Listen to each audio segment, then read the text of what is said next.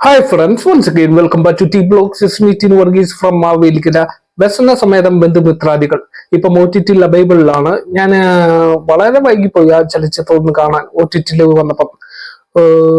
ഇന്നലെ മിനിഞ്ഞാന്നുണ്ടായിരുന്നു O T ടിയിൽ അവൈലബിളായി തുടങ്ങിയത്. മനോരമ മാക്സിലൂടെയാണ് ചിത്രം വന്നു തുടങ്ങിയത്.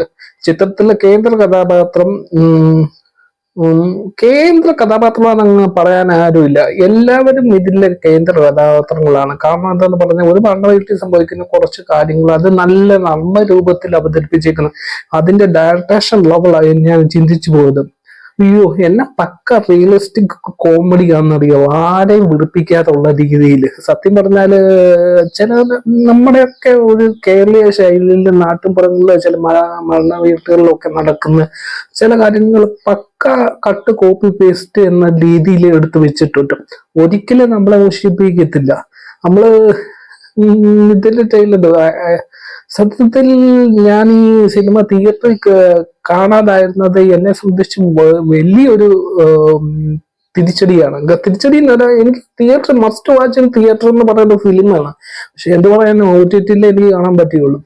ഞാൻ പിന്നെ ഈ ഫിലിം നോട്ടോട്ടേണ്ട പ്രധാനപ്പെട്ട കാര്യം എന്തെന്ന് പറഞ്ഞാൽ ജിയോ ബേബി സാറ് എന്ന് പറഞ്ഞാൽ നിങ്ങൾക്ക് പെട്ടെന്ന് പറയാൻ വേണ്ടി ഞാൻ പറയാം, ദ ഗ്രേറ്റ് ഇന്ത്യൻ കിച്ചൺ, അതുപോലെ kilometres and kilometres more than that ഒരു ഉപരി ഫിലിംസുകളൊക്കെ ചെയ്ത ഒരു ഡയറക്ടറാണ്. അദ്ദേഹത്തിന്റെ ഒരു വർക്ക്ഷോപ്പിൽ പോയപ്പം അദ്ദേഹം സജഷൻ ചെയ്ത ഒരു ഫിലിമാണ് ഈ വ്യസന സമേതം ബന്ധുമിത്രാദികൾ എന്ന് പറഞ്ഞു.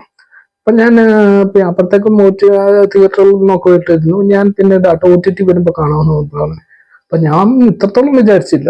വളരെ രണ്ടാം നിരയും മൂന്നാം നിരയുള്ള ആൾക്കാരുകളാണ് ഇന്ന് ഈ സിനിമയിൽ അഭിനയിച്ചിരിക്കുന്നത്.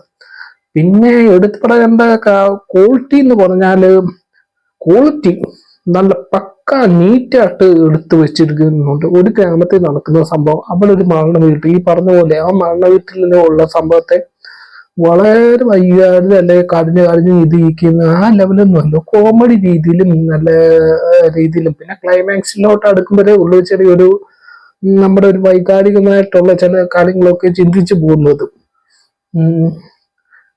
അപ്പൊ ഓക്കെ, എല്ലാവർക്കും ഇപ്പം മനോരമ മാക്സിൽ അവൈലബിളാണ്, ഒ ടി ടിയിൽ അവൈലബിളാണ്. ഈ സിനിമയുടെ ഡയറക്ടറായിട്ടുള്ള SPB, അദ്ദേഹം മലയാള സിനിമയ്ക്ക് ഒരു മുതൽക്കൂട്ടാണ്, യാതൊരുവിധ ഡൗട്ടും വേണ്ട. അപ്പൊ okay, it's me tin Varghese from T blog signing out. Must watch. ഈ ഫിലിം എല്ലാവരും ഒന്ന് കണ്ടിരിക്കണം കേട്ടോ. Signing out.